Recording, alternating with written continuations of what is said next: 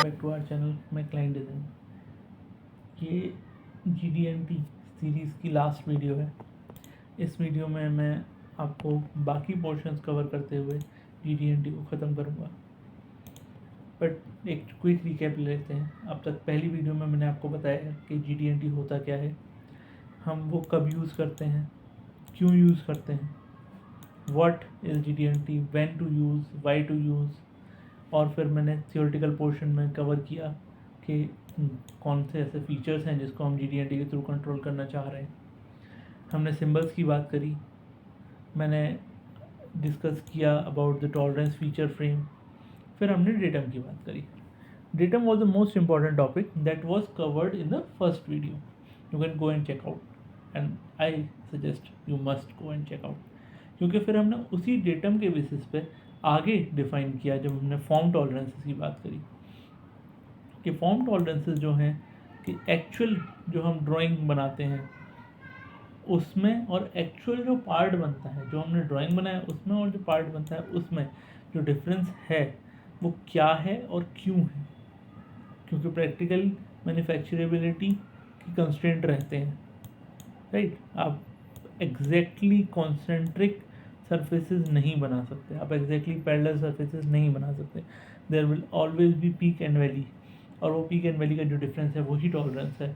और वो टॉलरेंस हमारे डिज़ायर्ड हो, इसलिए हमें समझ में आना चाहिए कि जो हम टॉलरेंस दे रहे हैं उसका प्रैक्टिकल मतलब क्या निकल के आता है।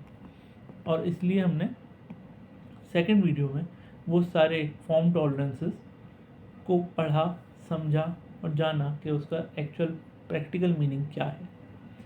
उसके बाद फिर हम ओरिएंटेशन टॉलरेंस पे आए। ओरिएंटेशन टॉलरेंस में मैंने आपको बताया कि डेटम सबसे इम्पॉर्टेंट है और डेटम के रेस्पेक्ट में हम सारी चीज़ें कर रहे होते हैं। इसमें तीन, परपेंडिकुलरिटी, पैरेललिटी और एंगुलरिटी बताया। परपेंडिकुलरिटी, पैरेललिटी और एंगुलरिटी। पैरेललिटी में मैंने कुछ प्रैक्टिकल ड्राइंग्स के रेस्पेक्ट में आपको बताया कि उसका एक्चुअल मीनिंग क्या है। पैरेललिटी में एक नई ड्राइंग लेकर के जो कि प्रैक्टिकल लाइफ में यूज़ होती है, सिर्फ सिंपल ब्लॉक ड्राइंग नहीं, एक प्रैक्टिकल लाइफ की ड्राइंग लेकर के मैंने आपको समझाया कि क्या उसका मीनिंग और इम्पोर्टेंस है। परपेंडिकुलरिटी का रीज़न बताया कि हम क्यों लगाते हैं और एक्चुअल असेंबली में उसका क्या इंपॉर्टेंस है।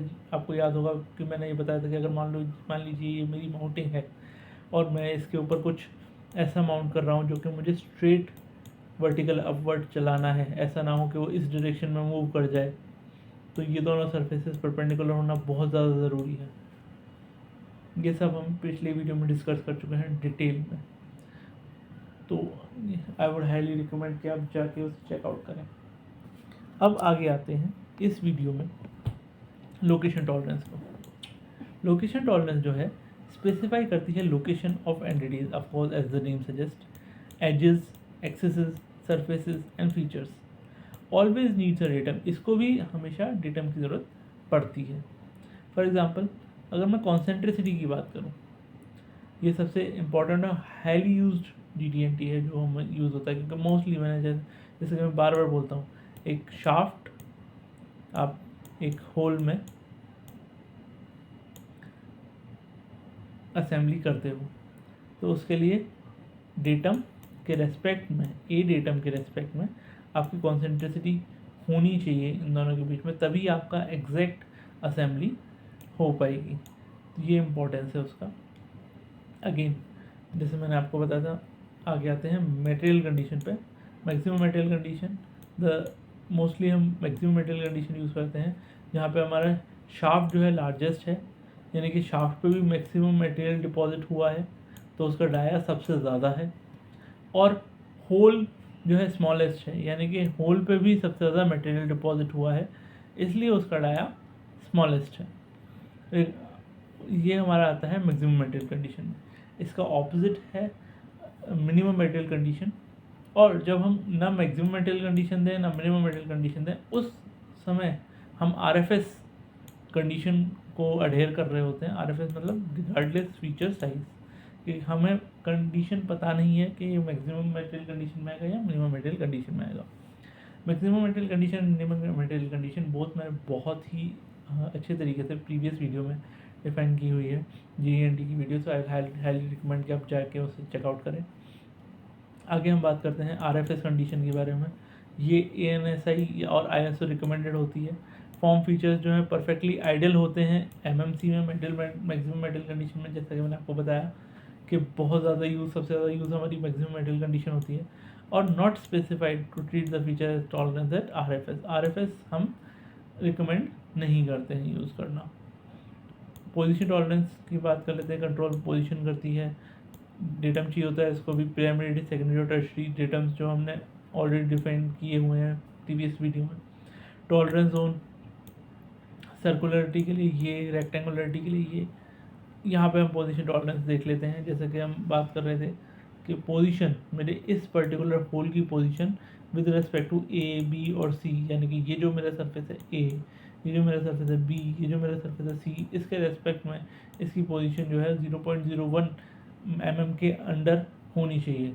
सो अगर मान लीजिए किसी असेंबली का बेस है जहाँ पे ये 4 होल हैं, और एक दूसरी असेंबली है जिसमें 4 पिंस निकली हुई हैं, पोगो पिंस हैं, और हम किसी मैकेनिज्म के थ्रू इन दोनों असेंबलीज की मीटिंग करा रहे हैं, तो हमारा हर एक होल अपनी पोजीशन पे होना बहुत ज़रूरी है, अदरवाइज़ ये पिंस डैमेज हो सकती हैं। तो इसलिए हमको इस तरीके की स्ट्रिंजेंट टॉलरेंस देने की ज़रूरत पड़ती है कि हमारा होल जो है वो एग्जैक्ट पोजीशन पे हो, अपनी पोजीशन से अलग ना हो, अदरवाइज़ ये पिंस हमारी ब्रेक कर सकती हैं। इसलिए पोजीशन टॉलरेंस की ज़रूरत पड़ती है। Run out tolerance, primary cylindrical rotating parts, जब भी कभी हमारा जो सिलेंड्रिकल पार्ट है वो रोटेट हो रहा है तो उसमें कोई ओवलिटी ना आए, उसका जो सरफेस है वो रन आउट ना कर जाए, तब हमारा सर्कुलर रन आउट और टोटल रन आउट यूज़ होता है। रन आउट टॉलरेंस जो है हमारा, सर्कुलर रन आउट किसी एक पर्टिकुलर सेक्शन पे जो हमारी सर्कुलरिटी है वो मेंटेन हो रही हो।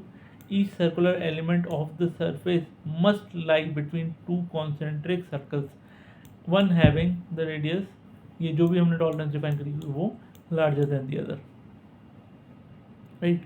और सरफेस जो हमारा टोटल रन आउट है, देखिए ये सिंबल रहता है हमारा रन आउट का और ये सिंबल रहता है हमारा टोटल रन आउट का। टोटल रन आउट में each element of the surface must lie between 2 concentric circles having larger radius of the tolerance than the other.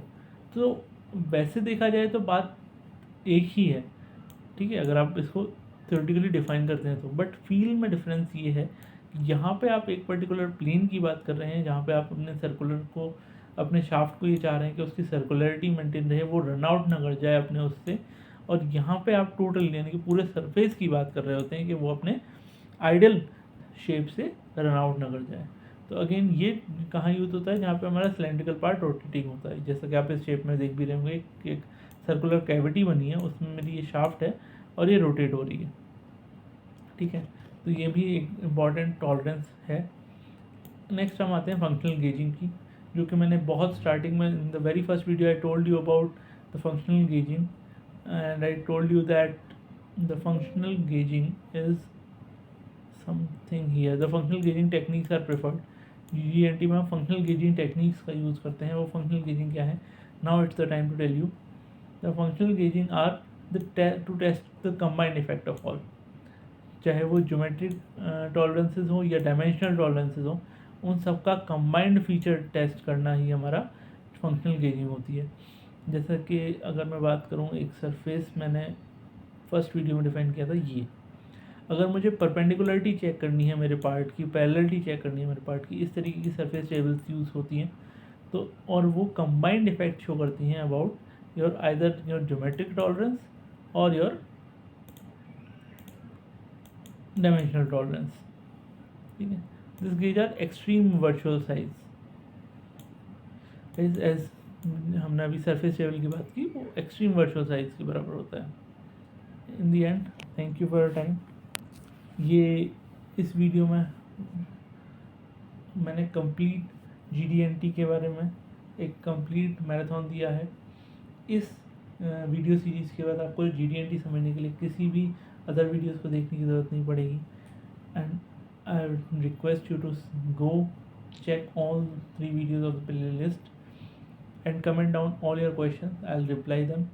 Also comment down the topic on which you want to see the next video, and I promise you that you will get the video within 1 week. Please like, share and subscribe the channel McLean Design. Thank you for your time.